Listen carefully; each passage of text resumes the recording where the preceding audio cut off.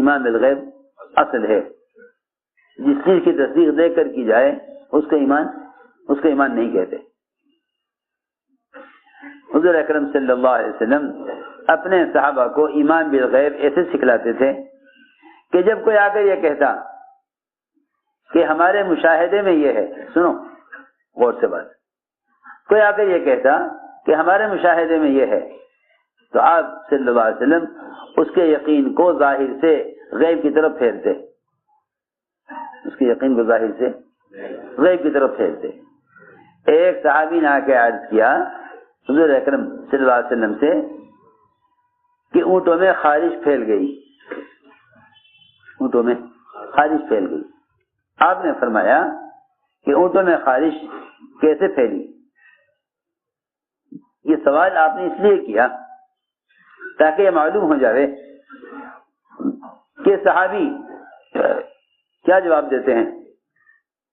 یوں کہتے ہیں کہ اللہ کے حکم سے پھیل گئی، پھر تو ٹھیک ہے، پھر تو ایمان کی بات ہے. اور اگر یوں کہتے ہیں کہ فلاں سبب سے یہ ہوا، فلاں سبب سے یہ ہوا، تو پھر اللہ پر ایمان نہیں ہے. سیدھی بات ہے. صحابی نے آ کر عرض کیا اونٹوں میں خارش پھیل گئی. آپ نے فرمایا کہ اونٹوں میں خارش کیسے پھیلی؟ اونٹوں میں خارش کیسے پھیلی؟ صحابی نے عرض کیا کہ ایک اونٹ کو ہو گئی تھی پہلے، پھر اس سے سب کو ہو گئی، ایک اونٹ سے سب کو ہو گئی. دیکھو ڈاکٹروں کا یقین، بیماروں کا یقین، تاجروں کا یقین، یہ سب کے سب اپنے دلوں میں فاسد یقین لے کر پھرتے ہیں، اپنے دلوں میں فاسد یقین لے کر پھرتے ہیں. وہ فاسد یقین یہ ہے کہ جو کائنات میں ہو رہا ہے کائنات سے ہو رہا ہے، جو کائنات میں ہو رہا ہے کائنات سے ہو رہا ہے. میری بات توجہ سننی پڑے گی بہت. ان سب کا فاسد یقین یہ ہے کہ جو کچھ کائنات میں ہو رہا ہے وہ کائنات سے ہو رہا ہے. حضور اکرم صلی اللہ علیہ وسلم نے صحابی کی اس بات کو قبول نہ فرمایا اور یہ سوال کھڑا کیا کہ جب اونٹوں میں خارج اونٹوں سے پھیلی ہے تو پہلے اونٹ کو کہاں سے ہوئی؟ پہلے اونٹ کو کہاں سے ہوئی؟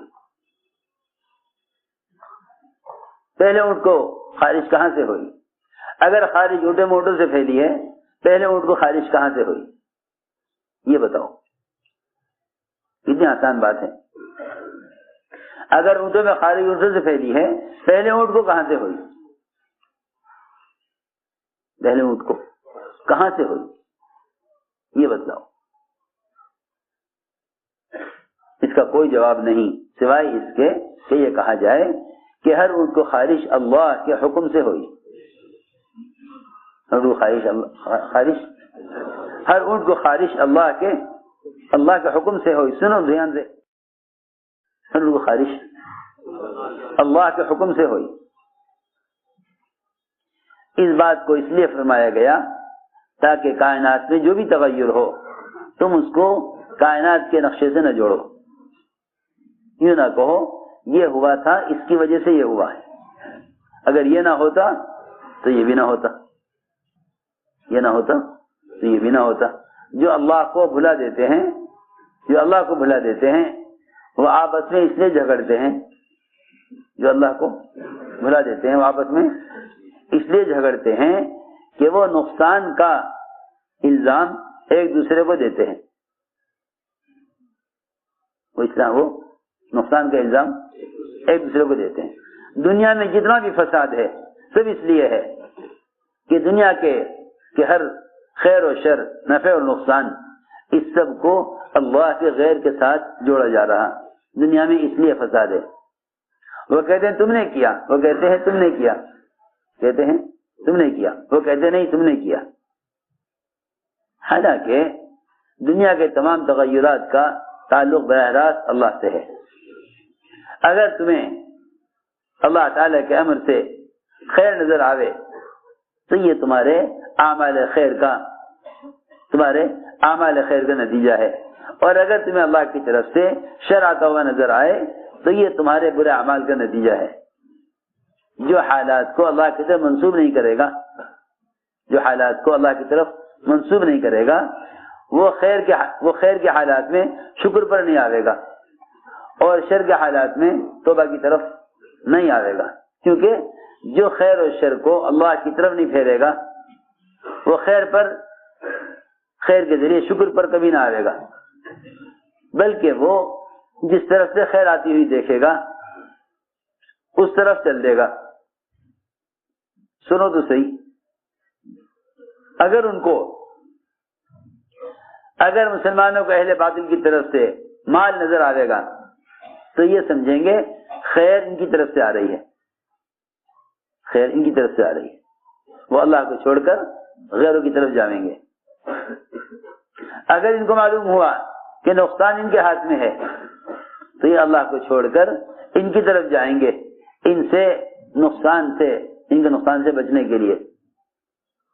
جو آدمی اپنے اچھے برے حالات کو اللہ کی طرف منسوب نہیں کرے گا، نہ وہ شکر پر آئے گا نہ توبہ پر آئے گا، نہ شکر پر آئے گا نہ توبہ پر آئے گا۔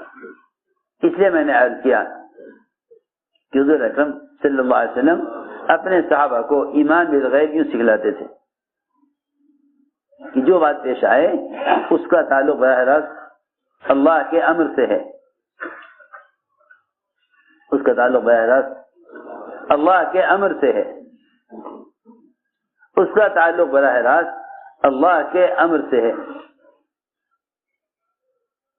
دنیا میں جتنے بھی تغیرات ہیں وہ سب کے سب تغیرات اللہ کے امر سے ہیں۔ عبداللہ ابن عمر رضی اللہ تعالی عنہ ایسے کوڑھ کے مریض کے ساتھ کھانا کھاتے تھے کہ جس کی انگلیوں میں کوڑھ کا جو ہے زخم ہوا کرتا تھا، مجزوم، جس کو جزام کی بیماری ہو۔ لوگ کہتے تھے آپ ایک پلیٹ میں ایک ساتھ کھانا کھا رہے، فرماتے تھے اللہ کا حکم اور امر اس بیماری کا اس کے لیے ہے، میرے لیے نہیں ہے۔ اللہ کا جو امر ہے بیماری کا وہ اس کے لیے ہے، میرے لیے نہیں ہے۔ اور جب اللہ کا امر میرے لیے آ جائے گا تو میں جتنا اس سے بچوں، اللہ کا وہ امر مجھے آ کر رہے گا، اللہ کا امر آ کر رہے گا۔ لوگ کہتے ہیں بیمار سے الگ رہو، بیمار سے الگ رہو، حالانکہ حضور اکرم صلی اللہ علیہ وسلم آنکھ دکھنے والے کی بھی عیادت کے لیے گئے۔ کسی کی آنکھ آ جائے نا، کسی کی آنکھ آ جائے تو اس سے کہتے ہیں کہ دیکھو اسی طرف دیکھنا مت ورنہ تمہاری آنکھ آ جائے گی۔ اچھا،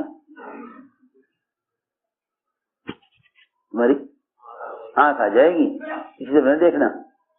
آنکھ دکھنے والے کو کہو کالا چشمہ لگا لے تاکہ تیری بیماری تجھ تک رہے۔ یہ باتیں وہ کرتے ہیں جن کا یقین اللہ کی ذات پر نہیں ہوتا۔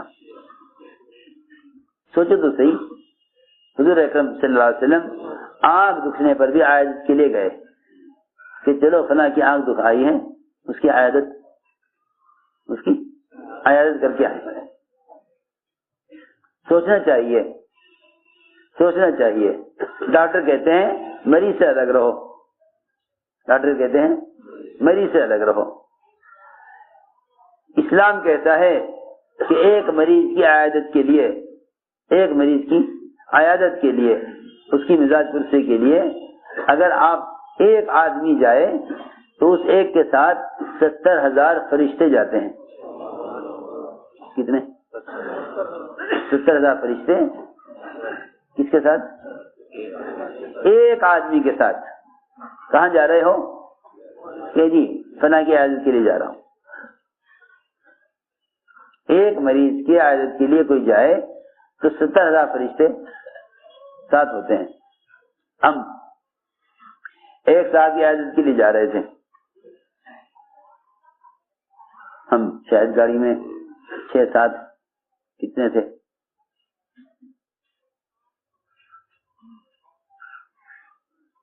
تو وہ کہنے لگے کہ یہ دیکھو وہاں اس طرح کے مریض بھی ہیں کہ جن کے پاس جانا مناسب نہیں ہے کیونکہ انہیں اس طرح کا مرض ہے. تو میں نے کہا ذرا حساب لگائیو، ہم 7 آدمی ہیں سن جانے والے، ہر ایک کے ساتھ 70,000 فرشتے، تو کتنے ہو گئے کل ملائکہ؟ ہیں؟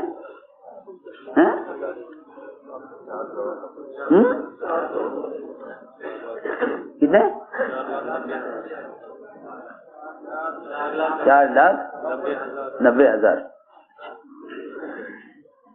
4,90,000 فرشتے ساتھ جا رہے.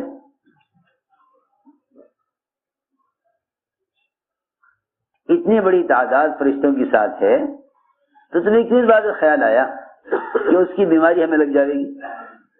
تو میں نے کہا کہ بھئی ڈاکٹر تمہیں کہتے ہیں کہ ایک مریض سے نہ ملو، بیماری لگ جائے گی. یہ صبح شام تک 500 مریضوں کو دیکھتے ہیں. یہ ڈاکٹر کون سی مخلوق ہیں؟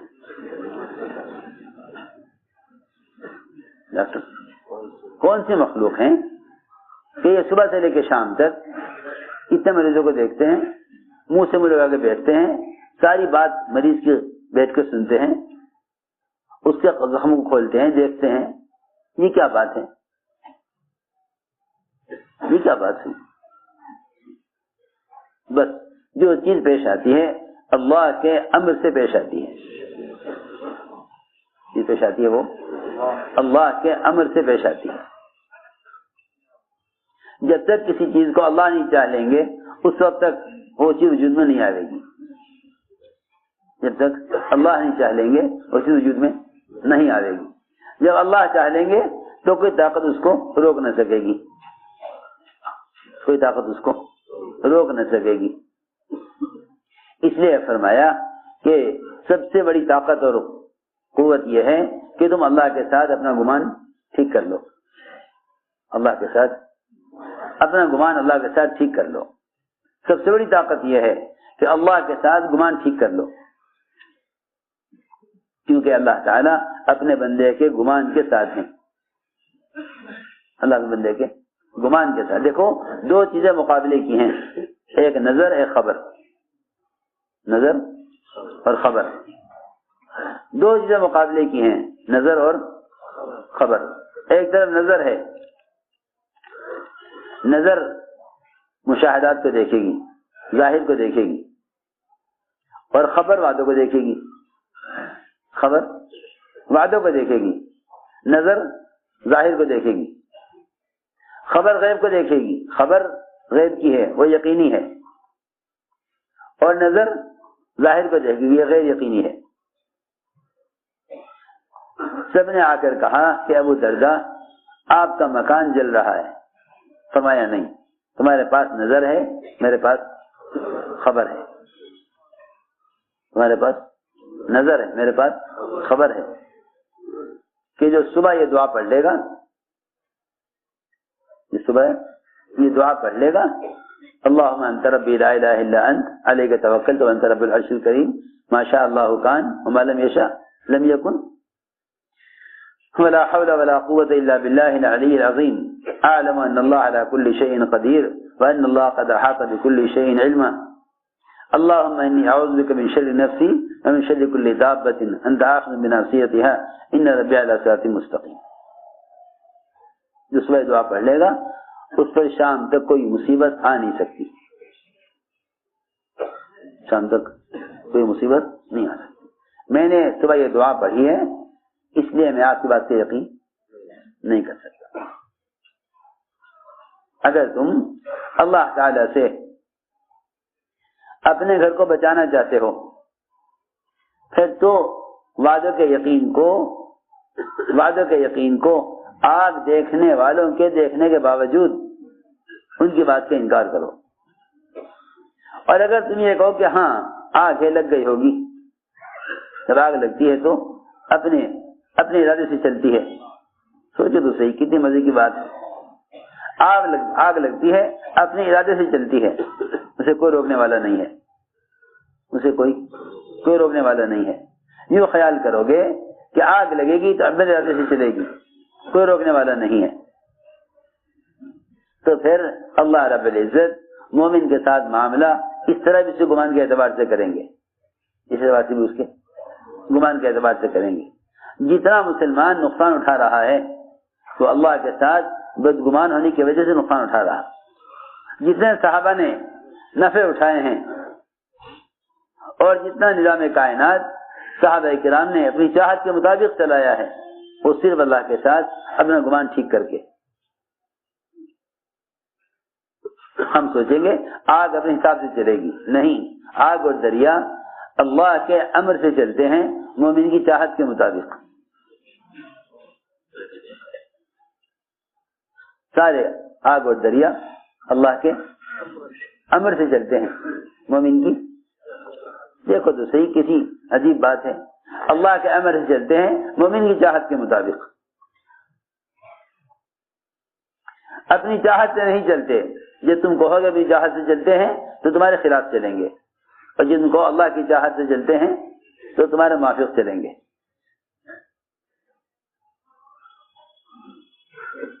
ابو درداء رضی اللہ تعالیٰ عنہ اس پر جمے رہے. ایک آیا, دوسرا آیا, تیسرا آیا کہ آپ کا مکان جل رہا. فرمایا نہیں, میرا مکان نہیں جلے گا. آگ مکان پر آ کر بجھ گئی. آگ مکان پر آ کر رک گئی کہ نہیں, جب میرے بندے کا گمان میرے ساتھ یہ ہے تو میں وعدہ خلاف نہیں, میں اس کا مکان کیوں جلا دوں. ابو درداء رضی اللہ عنہ کہنا یہی تھا کہ جب اللہ تعالی نے میرے ساتھ مجھ سے یہ وعدہ کر لیا تو اللہ وعدہ خلاف نہیں ہے. میں یہ عرض کرنا چاہتا ہوں کہ جو نظام کائنات کو کائنات سے جوڑتے ہیں وہ قدرت سے فائدہ نہیں اٹھا سکتے. ورنہ عمر رضی اللہ تعالی عنہ جب سنا کہ مدینے میں آگ پھیل گئی, حضرت عمر رضی اللہ تعالی عنہ سیدھے مسجد میں آئے. حضرت عمر رضی اللہ سیدھے مسجد میں آئے اور مسجد میں آ کر فرمایا, تمیم یہ آگ نکلی ہے, جاؤ اسے پہاڑ میں داخل کر کے آؤ. یہ آگ نکلی ہے پہاڑ سے, اس کو پہاڑ میں داخل کرو. صحابہ کرام کرامتوں سے بچتے تھے. صحابہ کرامتوں سے بچتے تھے. جی ہاں, یہ ان کی اخلاص کی بات تھی. کرامتوں سے بچتے تھے. کہا کہ یہ تو ایک چنگاری ہے, اسے پہاڑ میں داخل کرنا کیا مشکل ہے, لیکن کسی اور سے کرا لیجیے. میں کہ نہیں تمیم, تمہیں یہ کام کرنا ہے. یہ بھی وجہ ہے کہ تمہیں داری رضی اللہ تعالیٰ عنہ پہلے وہ آدمی ہیں جنہوں نے مسجد نبوی میں چراغ جلایا. اس سے پہلے مسجد نبوی میں چراغ نہیں تھا. مسجد میں وہ اعمال تھے جن اعمال کی وجہ سے پیروں کے انگوٹھوں سے اور ہاتھ کی چھڑی سے روشنی نکلتی تھی.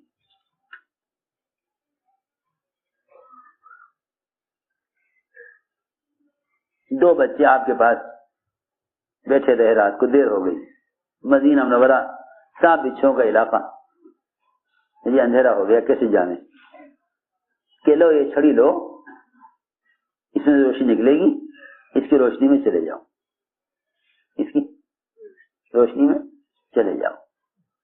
چلتے رہے, ایک کا گھر ادھر, ایک کا گھر ادھر. اب کیا کریں, روشنی ایک کے ساتھ جاوے گی. اس لکڑی کو دو حصوں میں تقسیم کر لیا توڑ کر, ایک روشنی تم لے جاؤ, ایک روشنی ہم لے جانا.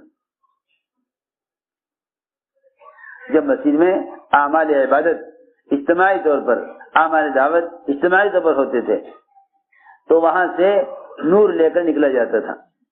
سن 9 ہجری تک کسی صحابی کو خیال نہ آیا, مہاجرین کو نہ انصار کو, کہ مسجد میں روشنی کا انتظام نہیں ہے, مسجد میں روشنی کا انتظام نہیں. سن 9 ہجری تک کسی کو خیال نہ آیا. سن 9 ہجری میں ذمہ داری اسلام لائے, پہلے آدمی ہیں جنہوں نے مسجد میں چراغ جلایا. اس سے معلوم ہو گیا کہ مسجدوں میں نئے سامان, نئی چیزیں نئے لوگ لے کر آئیں گے. کون؟ نئے لوگ لاویں گے, پرانے لوگ نہ لاویں گے. پرانے جانتے ہیں کہ مسجد کے اعمال کیا ہیں، پرانے جانتے ہیں کہ مسجد کے اعمال کیا ہیں. سارے پرانے، کسی کو خیال نہ آیا کہ مسجد میں چراغ جلانے. سن 9 ہجری میں ذمہ داری اسلام لائے، انہوں نے چراغ جلایا. اس سے پہلے مسجد میں چراغ نہیں تھا. ملکوں میں اسلام پھیل چکا تھا لیکن مسجد نبوی میں چراغ بھی نہیں تھا. میں تو عرض کر رہا تھا کہ ذمہ داری رضی اللہ تعالیٰ عنہ حضرت عمر کے کہنے پر اس آگ کو ایسا سمیٹ کر لے گئے، اس آگ کو ایسا سمیٹ کر لے گئے جیسا بکریوں والا بکریوں کو سمیٹ لیتا ہے، اور اس آگ کو پہاڑ کے اندر داخل کر کے آئے. آگ کو پہاڑ میں داخل کر کے آئے. حضرت عمر پیچھے پیچھے گئے، پہاڑ کے نیچے، پہاڑ کی کھو میں اندر، جہاں تک ذمہ داری اس آگ کو لے کے گئے. حضرت عمر آخر تک دیکھ کر آئے. میں اسی کا عرض کر رہا تھا کہ حضرت فرماتے تھے تم دعوت عبادت کو جمع کرو، اس لیے کہ یہ تسخیر عالم کا نسخہ ہے. یہ تسخیر عالم کا نسخہ ہے. نظام کائنات مسخر ہوتا ہے ان کے لیے، نظام کائنات ان کے لیے مسخر ہوتا ہے جو اللہ کی طرف لوگوں کو بلاتے ہیں. یوشع بن نون دشمن کے مقابلے پر، اس لیے کہ باطل کا مقابلہ عبادت سے نہیں ہے. باطل کا مقابلہ عبادت سے نہیں ہے. عبادت سے جو مقابلہ ہے وہ اندر کے دشمن کا ہے، باہر کے دشمن کا مقابلہ عبادت سے نہیں ہے. یہ سمجھنے کی بات ہے. باہر کے دشمن کا مقابلہ دعوت سے ہے، اندر کے دشمن کا مقابلہ عبادت سے ہے. نفس نماز سے روکے گا، نفس نماز سے روکے گا، زکوٰۃ سے روکے گا، روزے سے روکے گا. یہ اندر کے تقاضے ہیں انسان کے. کھانا پینا، بیوی، شہوت، یہ سب اندر کے تقاضے ہیں. ان تقاضوں میں رکاوٹ کون بنے گا؟ اندر کا دشمن. اوہو، دعوت یہ باہر کا تقاضا ہے، اس تقاضے کے مقابلے پر باطل آئے گا. اس لیے یاد رکھو باطل کا مقابلہ دعوت سے ہے، عبادت سے مقابلہ نہیں ہے.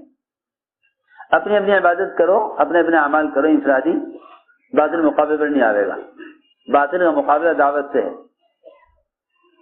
باطل کا مقابلہ دعوت سے ہے. کہ باطل کا مقابلہ دعوت سے ہے، عبادت سے مقابلہ نفس کا ہے.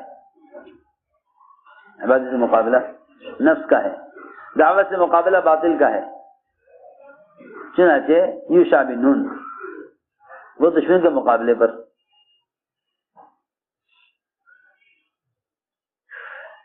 ادھر عصر کی نماز، ادھر عصر کی نماز. یوں نہیں کہ تم دعوت کے تقاضوں میں لگے ہوئے ہو، نماز چھوڑ دو، ہائے اللہ نہ کرے.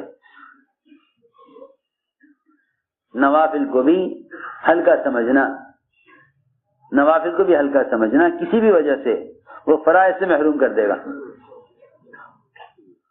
اللہ کے کسی بھی امر کو ہلکا نہ سمجھو، کسی بھی سنت کو یہ سوچ کر نہ چھوڑو کہ یہ سنت ہے، بلکہ ہر سنت کو یہ سوچ کر عمل کرو کہ یہ سنت ہے.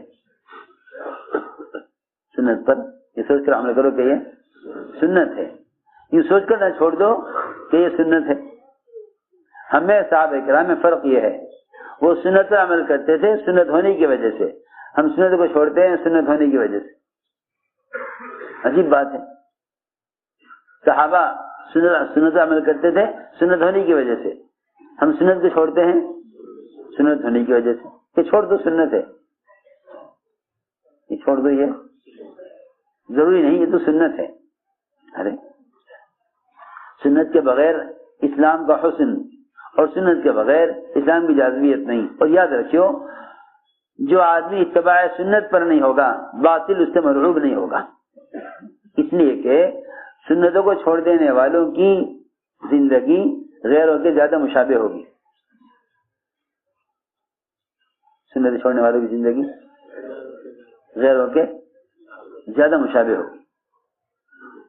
سنتیں چھوڑنے والوں کی زندگی غیروں کے زیادہ مشابہ ہوگی. جو لوگ سنتیں چھوڑ دیں گے ان کی زندگی غیروں کے زیادہ مشابہ ہو جائے گی. سنو غور سے.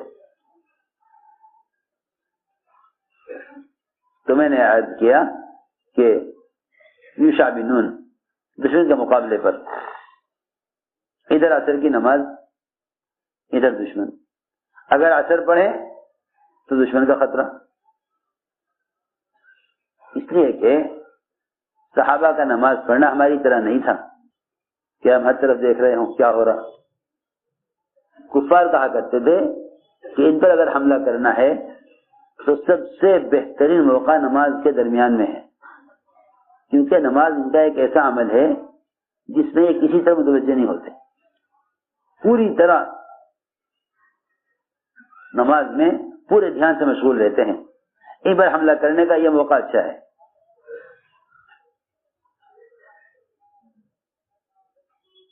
اللہ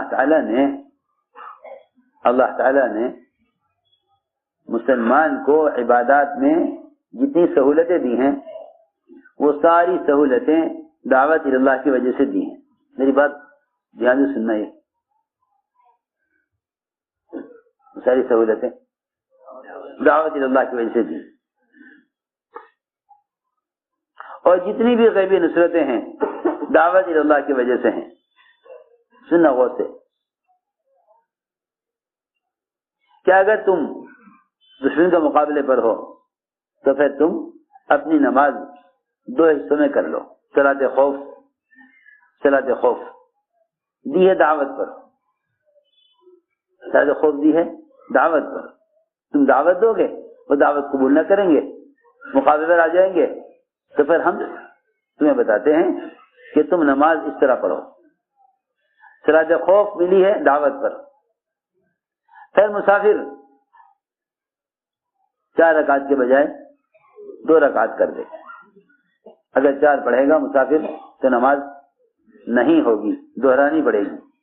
یوں نہیں کہا جائے گا کہ چلو 2 پڑھنی تھی 4 پڑھنی کوئی حرج نہیں، 2 ہی پڑھنی ہے. مسافر کو 2 ہی پڑھنی ہے، مسافر کو 2 ہی رکعت پڑھنی ہے، 4 نہیں پڑھ سکتا. الا ہے کہ کہیں جماعت سے نماز پڑھ رہا ہو تو امام کے پیچھے 4 پڑھ لے گا. لیکن اگر مسافر نماز پڑھ رہے ہیں اجتماعی یا انفرادی 2 ہی پڑھے گا تو مسافر ہے. پھر اللہ تعالی نے اس راستے کی نقل و حرکت پر اللہ تعالی نے اس امت کے لیے ساری دنیا کی زمین کو پاک کر دیا. دنیا کی زمین کو پاک کر دیا. دیکھو تو صحیح عجیب بات ہے کہ اگر پانی نہ ملے تو کیا کر لو؟ تیمم کر لو. کیا کر لو؟ تیمم کر لو. یہ اس امت کی خصوصیت. ان کنتم علی سفر فلم تجدوا ماء فتیمموا صعیدا طیبا، کہ تم تیمم کر لو. صلاۃ خوف دعوت پر، تیمم دعوت پر، نماز کا قصر کرنا دعوت پر. کتنی اللہ نے سہولتیں دی کہ تم میرے کام میں لگے ہوئے ہو، میں تمہاری عبادات میں اور تمہارے وضو میں اور تمہاری ضروریات میں تمہارے لیے آسانی کر دیتا ہوں. میرے لیے آسانی کر دیتا ہوں. اسی کو میں عرض کر رہا تھا کہ دعوت دی لیکن دشمن بجائے اسلام کی طرف آنے کے مقابلے پر آ گیا. اب کیا کریں؟ اثر پڑھیں دشمن کا خطرہ، دشمن سے مقابلہ کریں تو اثر کے قضا ہونے کا خطرہ. یہ اللہ کیا کریں؟ یہ بھی تیرا حکم، یہ بھی تیرا حکم. میری بات دھیان سے سننی پڑے گی. جب تک دعوت اور عبادت کو اللہ رب العزت کا برابر امر یقین نہیں کرو گے، جب تک دعوت اور عبادت کو اللہ رب العزت کا برابر امر یقین نہیں کرو گے، اس وقت تک اللہ رب العزت نظام کائنات کو مسلمان کا موافق نہیں کریں گے. وہ نظام کائنات کا موافق ہونا تو بہت بعد کی بات ہے. تمہارے حکام، تمہارے وزراء، تمہارے قوانین اور تمہاری عدالتیں اور تمہارے ادنا درجے کے عہدے دار بھی وہ تمہارے موافق نہ ہوں گے اگر تم نے دعوت عبادت کو اللہ کے امر کی وجہ سے نہ کیا.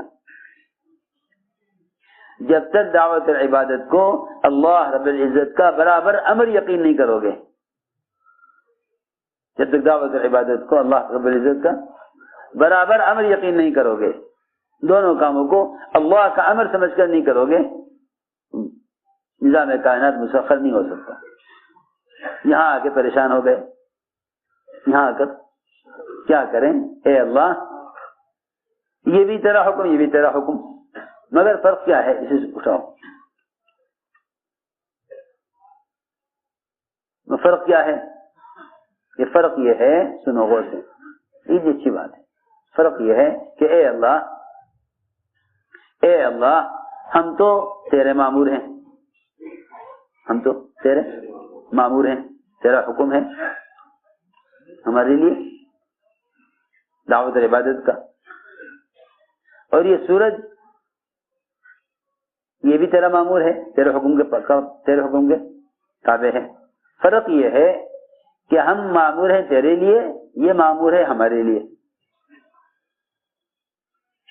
ہمیں تو نے بنایا کس کے لیے؟ ہمیں تو نے بنایا اپنے لیے، اور سورج کو بنایا ہمارے لیے. تو بہت بڑا فرق ہے. جو سورج کے پجاری ہیں وہ سمجھتے ہیں سورج ہمارے لیے، ہم سورج کے لیے. جی ہاں، جو اللہ کو مانتے ہیں وہ یہ کہہ رہے ہیں اے اللہ ہم تیرے لیے اور سورج ہمارے لیے. جب سورج ہمارے لیے ہے اور ہم تیرے لیے ہیں اور اس وقت تیرے کام میں لگے ہوئے ہیں تو اس کو روک دے، اس کو روک دے. ہم تیرے کام میں لگے ہوئے ہیں، اس کو روک دے. اللہ کی شان. سورج ٹھہر گیا. روایت میں حبست الشمس، سورج روک دیا گیا. اللہ روک دیا سورج کو، رک جاؤ، میرے بندے میرے کام میں لگے ہوئے ہیں، میرے بندے میرے کام میں لگے ہوئے ہیں. جب یہ دعوت کے اس تقاضے سے فارغ ہو جائیں گے اس کے بعد یہ اثر پڑھیں گے، اس کے بعد سورج غروب ہوگا. دیکھو تو صحیح.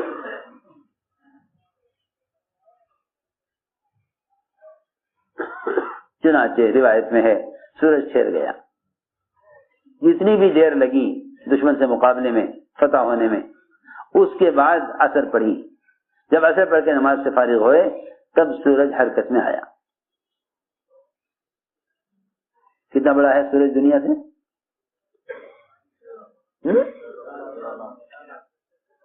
بہت بڑا ہے سورج دنیا سے. 13 لاکھ گنا بڑا ہے سورج دنیا سے. لیکن اللہ نے روک دیا اس کو. تو کیوں نہ ہو ایک چھوٹی سی جماعت اصحاب کہف کی کیوں کھڑے ہوئے اللہ کی توحید کو بیان کرنے کے لیے. یہ کہا تھا انہوں نے ربنا رب السماوات والارض، ربنا رب السماوات والارض لن ندعو من دونه الها، کہ ہم اللہ کے سوا کسی کو معبود نہیں مانتے.